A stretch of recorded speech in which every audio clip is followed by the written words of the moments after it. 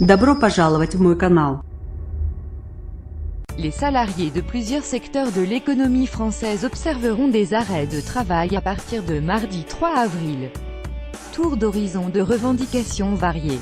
Le Monde 2-4, 2018 à 6h33. Les griefs sont nombreux pour chaque catégorie. Réforme de la SNCF pour les cheminots, demande d'augmentation des salaires à Air France, revendication d'un service public national des déchets pour les éboueurs. Lire du public au privé, les foyers de contestation sociale se multiplient. Tour d'horizon des mouvements sociaux des prochains jours. Le mardi 3 avril marque le coup d'envoi du mouvement des cheminots contre la réforme de la SNCF voulue par le gouvernement. Les protestataires commencent dès lundi soir une grève qui se déroulera au rythme de 2 jours sur 5 pendant 3 mois. Le premier préavis de grève déposé par la CGT, l'UNSA et la CFDT court du 2 avril à 19h au 5 avril à 8h.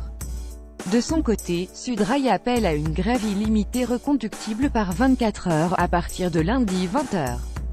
Voire, en 12 ans, 110 préavis de grève à la SNCF si la SNCF anticipe un trafic normal lundi soir. Il sera très perturbé à partir de mardi, a assuré la direction dimanche soir.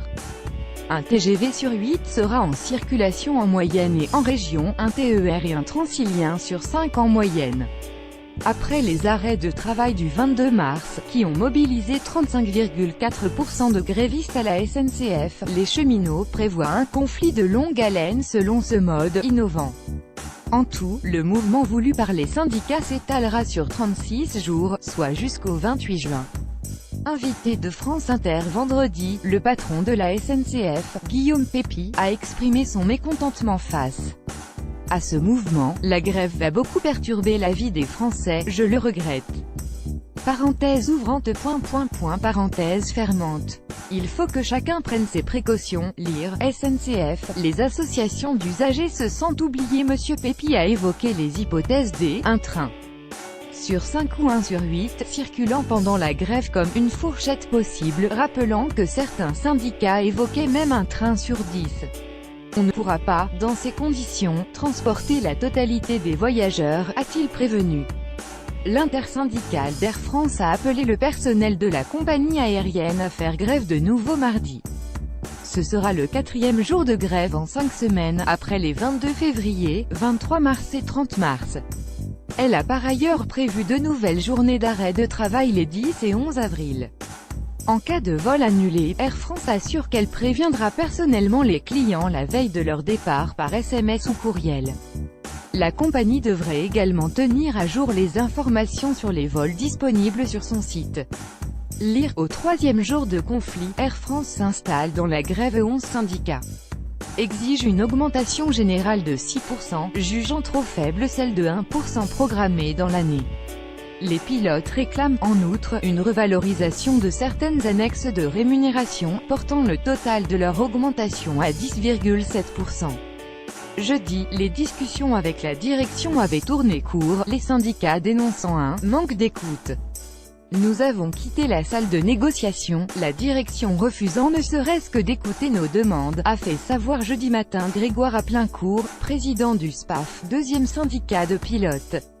Les fédérations CGT des transports et des services publics ont lancé un appel commun à la grève dans l'ensemble de la filière déchets à partir de mardi.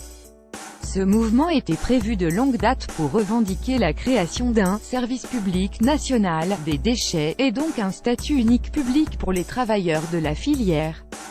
Objectif, la reconnaissance de la pénibilité dans ce secteur, en élargissant à l'ensemble des salariés la possibilité d'un départ anticipé.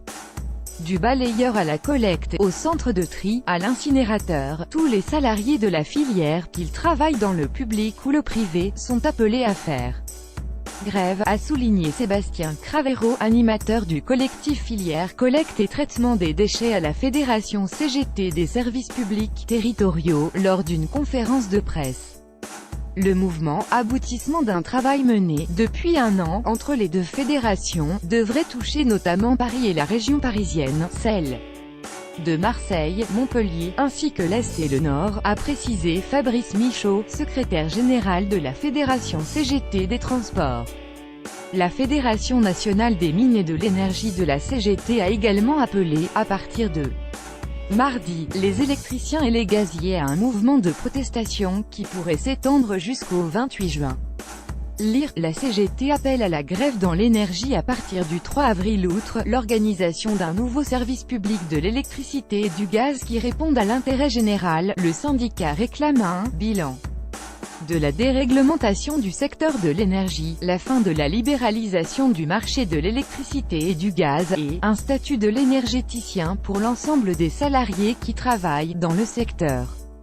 Le syndicat compte notamment faire pression sur les acteurs économiques en imposant des baisses de charges dans les centrales nucléaires, en faisant des coupures ciblées visant des entreprises ou encore en passant en heure creuse certains territoires.